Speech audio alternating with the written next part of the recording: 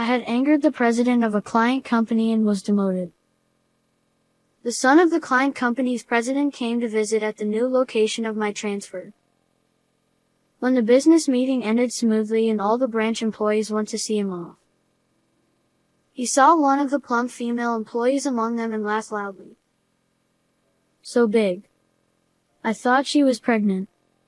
No, she's definitely bigger than a pregnant woman, right? The female employee turned bright red in an instant. Her shocking insult made me lose my temper. And finally, my name is Maddie Paul. I am slightly over 30 years old. I haven't told many people, but I grew up in a single-parent household. Seeing my struggling mother, I wanted to support her even a little, so I decided to work instead of going to university. Fortunately, I got a job at a company that accepted high school graduates like me. I was grateful to the company and, of course, for my mother's sake, I devoted myself to work. Perhaps because of that, I was recently promoted to section chief.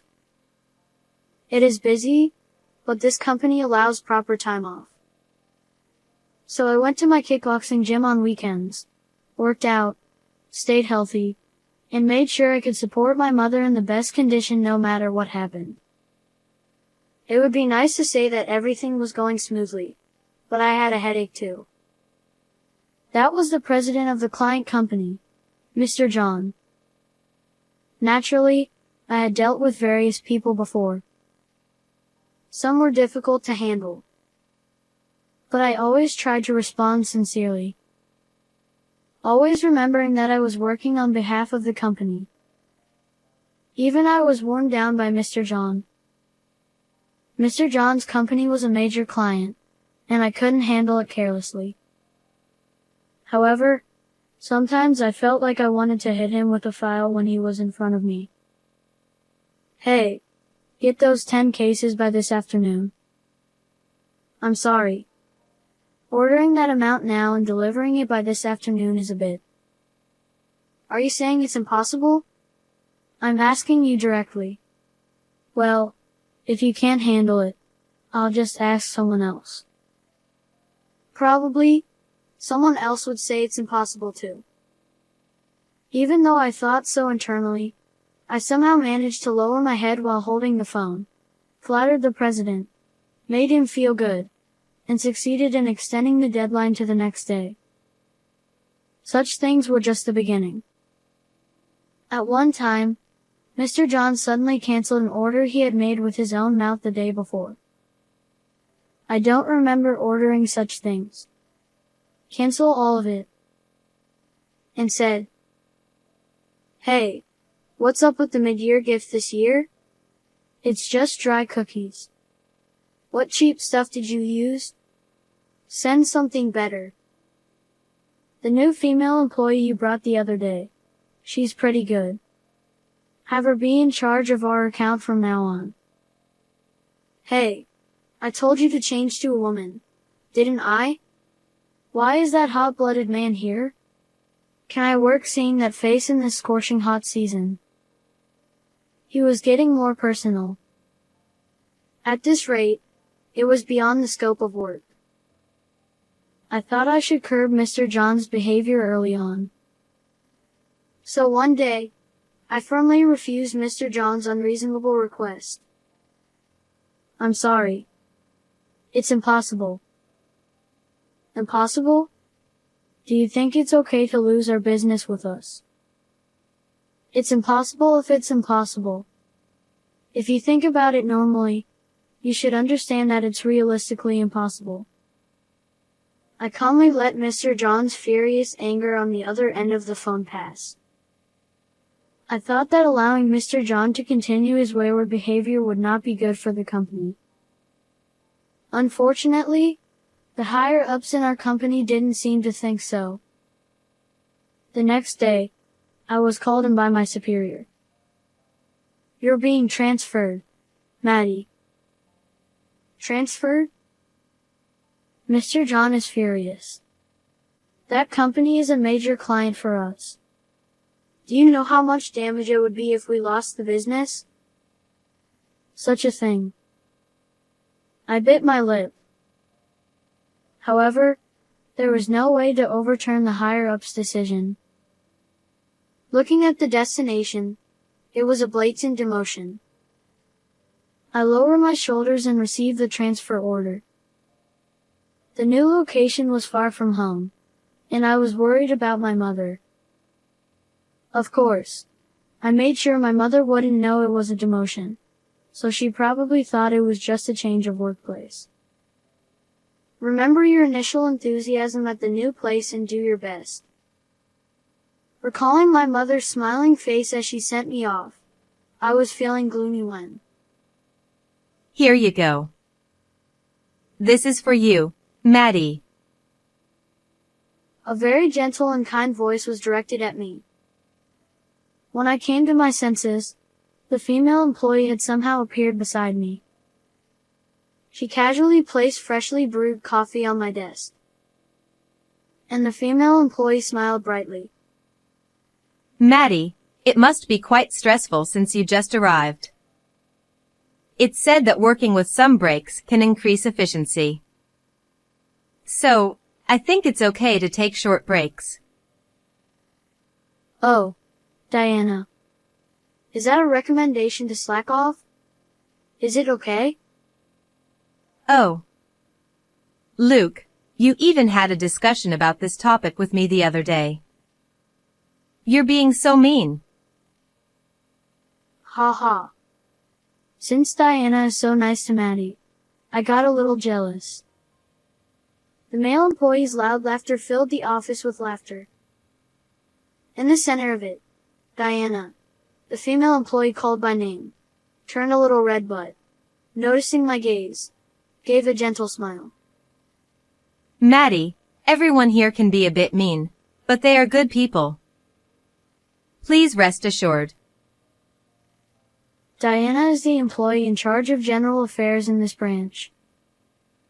Although general affairs seem omnipotent, in this small office, it is confused with being a janitor.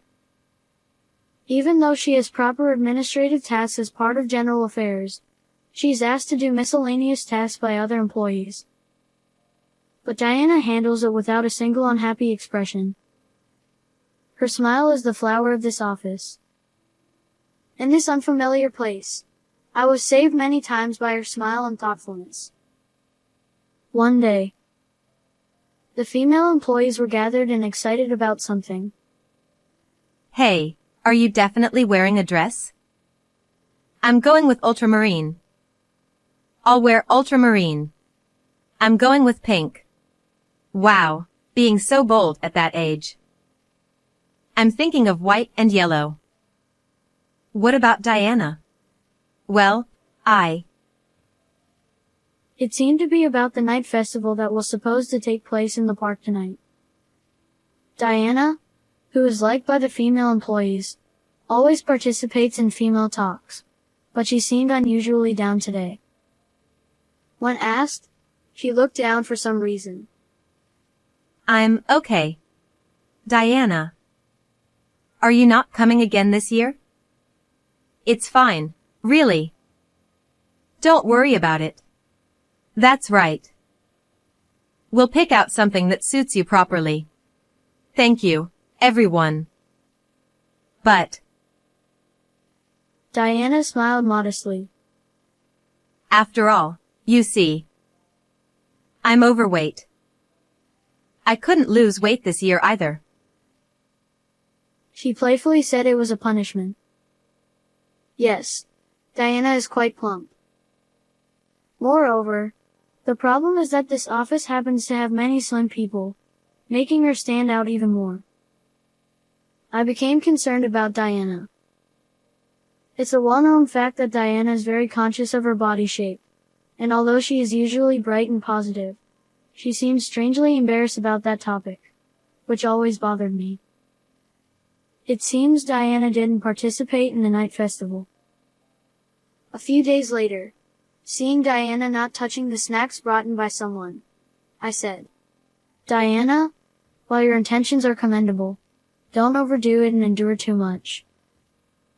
Thank you. But I really can't lose weight. Her sad voice tightened my chest. I spoke in an angry tone without thinking. That's not because Diana isn't trying enough. Maddie. I understand from going to the gym. People's bodies are determined by their constitution, whether they gain weight easily or not. Many kickboxers struggle with this. Oh, no. Noticing midway, I hastily cleared my throat. It's rude to talk about such things to a woman. I'm sorry. No, it's okay. Diana chuckled softly. I'm happy. Thank you, Maddie. She finally smiled. I felt happy. It goes without saying now, but I think I was already drawn to Diana. However, Diana is strictly an employee of this branch. Worrying about my mother and wanting to return to the head office made things complicated for me.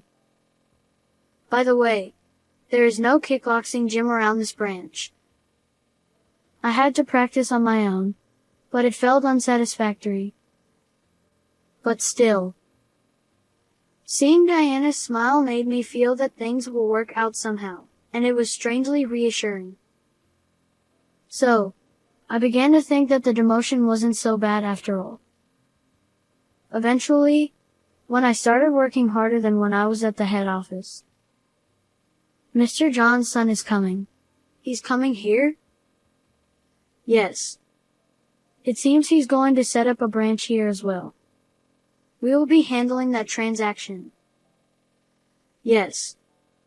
It seems they plan to open a branch here too, and our office will handle the transaction. I see. Maddie, I know why you were transferred from the main office to here. Don't worry. I'll make sure you're not assigned to this task. Oh, no. I'm sorry for the trouble. I apologized and bowed deeply to the branch manager. I never imagined I'd have to meet Mr. John's son now. Though it was mainly the father, Mr. John, who caused me trouble, people often said, like father, like son. His son was the epitome of an incompetent successor, and as far as I knew, he showed no interest in work. He supposedly held a position, but all I ever heard were rumors of him fooling around. Still, I had dealt with him a few times when he accompanied his father. I liked this branch. So, I couldn't help but worry, and I gave some advice to the person in charge ahead of time. Perhaps it paid off. I only came to this backwater because my dad told me to, but it's not such a bad place after all. I'll tell my dad and the branch manager. By the end of the meeting, Mr. John's son was in a good mood. The person in charge relaxed and reported back to me that their business meeting had been a waste of time. They didn't discuss anything substantial, but at least he wasn't upset. In any case, his son probably wouldn't come back here, and someone else would likely take over the actual work. For now, we passed the first hurdle without any issues. When Mr. John's son was leaving by car, the branch manager ordered everyone to come outside and see him off. Given the size of this branch, he was a significant client, so the branch manager was probably on edge too. Naturally, the female staff also came out. Among them was Diana. What kind of cruel twist of fate made Mr. John's son walk right past Diana? He noticed her and suddenly started laughing. Wow. I thought you were pregnant. No. You're definitely bigger than any pregnant woman. Diana's face turned beet red in an instant. Mr. John's son, with his hands shoved in his pockets, leaned over to peer at Diana from both sides. Ha! They must have great pastures in this backwater. Ha ha. Thanks for the sight, How dare you say something so rude? Unable to contain myself, I stepped in front of Mr. John's son, shielding Diana and glaring at him. Apologize to her immediately. You've lost all sense of decency. What the hell, you punk? Do you know who I am? No matter how important you are, you have no right to insult her. Mr. John's son, who probably didn't even remember my face, flew into a rage and raised his fist at me. But I wasn't afraid of an amateur's punch. I quickly dodged, pushing Diana and the nearby staff away from him. Perhaps due to his lack of exercise, Mr. John's son lost his balance and fell face first onto the ground. A moment of silence passed. Are you alright? A man who appeared to be Mr. John's son's subordinate rushed over to help him up. Covered in dirt, Mr. John's son was shoved into his car, shouting angrily the whole time. Remember this. I'll have you fired. Whether he remembered me or not didn't matter. We silently watched as Mr. John's son's car drove away. Maddie. From behind me, I heard Diana's faint voice. When I turned around, I saw Diana, her cheeks slightly flushed, gently tugging on my sleeve. Thank you. I felt my face grow hot all at once. We couldn't look each other in the eye, both of us glancing away and fidgeting. The branch manager and others who saw this made it the talk of the branch for a while. It was quite embarrassing for me. But of course, this wasn't the time to be embarrassed. A few days later, I was summoned by the president to the main office. Ah, that son must have tattled to his father. Well, the John family never forgets things like this. Being called to the president's office, it was too big of a deal. This time, I'd surely be fired. I felt my shoulders droop, but I had no regrets about what I'd done. I protected Diana. I didn't involve the other employees. If this meant getting fired, so be it. Even if I had to change jobs, I would still work hard for my mother. But the moment I entered the president's office, I was shocked. Tense with nerves, I stepped inside. There was the president, and standing next to him was Diana, her hands modestly folded in front of her. I was dumbfounded as the president approached me. His walk was as impressive as ever, commanding attention. Yet, as soon as he reached me, he bowed deeply. Thank you, Maddie. You saved my daughter. Your daughter? I couldn't help but look at Diana. She smiled shyly. Diana was the president's daughter. However, she didn't like being treated specially as the daughter of the company's president, so she chose to work as a regular employee at the branch to learn about the business from the ground up. And, well, I was also embarrassed to be at the main office because I didn't want to be a disgrace to my father. What nonsense, Diana. I've told you countless times that you're my pride, never a disgrace. As I watched this overwhelming display of fatherly affection, I realized that Diana had avoided the main office because she was self-conscious about her appearance. Then, the president firmly grasped my hand and began to speak. The John family had lodged a furious complaint. But at the same time, Diana had told him what had happened. The president, finding it suspicious, investigated everything. And finally, he learned the truth. Maddie, I also looked into your transfer to the branch. It seems I owe you an apology for that too. When I was demoted, the president had been overseas on business. Someone else in the company had made the decision to transfer me, and it turned out that this person was in cahoots with Mr. John. No matter how many times I tried to report issues with Mr. John, my complaints were buried before they could reach the president. I thoroughly investigated the John family situation. It seems you've had quite a hard time. The whole department said you were fighting alone. Oh, no. We've decided to terminate all dealings with that company. So you can rest easy now. Eh?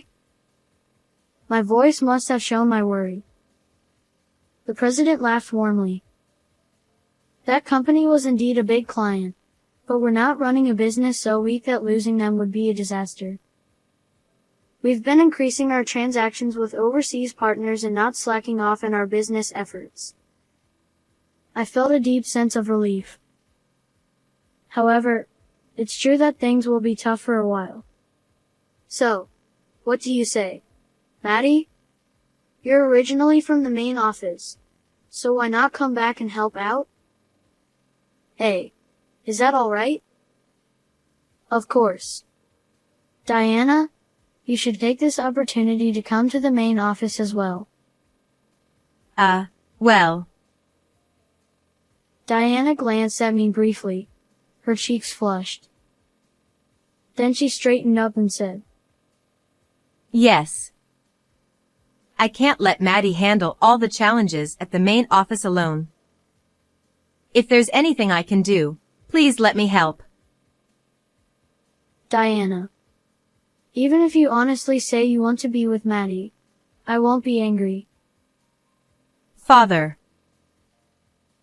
Diana turned bright red and started hitting her father's back, but I was probably blushing even more intensely. Though I was reluctant to leave the branch, which had great people, I would be able to reassure my mother by returning to the main office. My salary would increase, and I could go to the gym. Most importantly, Diana would be working at the main office with me. Even if we weren't in the same department, the arrangement was more than enough for me. Meanwhile, John's company, cut off by us, faced rejection from various other places as well. As a result, their company has been on a steady decline. Even Mr. John's son, who had been fooling around, reportedly got banned from various places. He likely no longer had the luxury to play around as he once did. Recently, I had even more to be happy about. Maddie, I've decided to send Diana to your department. Teach her the ropes thoroughly. Yes. Leave it to me. Thank you. Diana bowed solemnly. As she was technically my junior in the company, she often took a formal attitude around me. But that wasn't enough for me. After the president left, I mustered the courage to ask Diana. I got movie tickets. Would you like to go together? Diana blushed a little. Yes. I'll do my best to wear my new dress. You'll definitely look great, so don't worry. Stop it. You haven't even seen it yet. Still, Diana smiled happily. Her smile was what rescued me from the hardship of my demotion. Now it was my turn to protect her from the difficulties of working at the main office. Next time, I want to see you doing kickboxing. Sure. If you stop using honorifics with me. We chatted like that, smiling at each other. As for what happened next, I'll leave that to your imagination. How did you like this story? Please don't forget to subscribe to the channel. See you in the next video.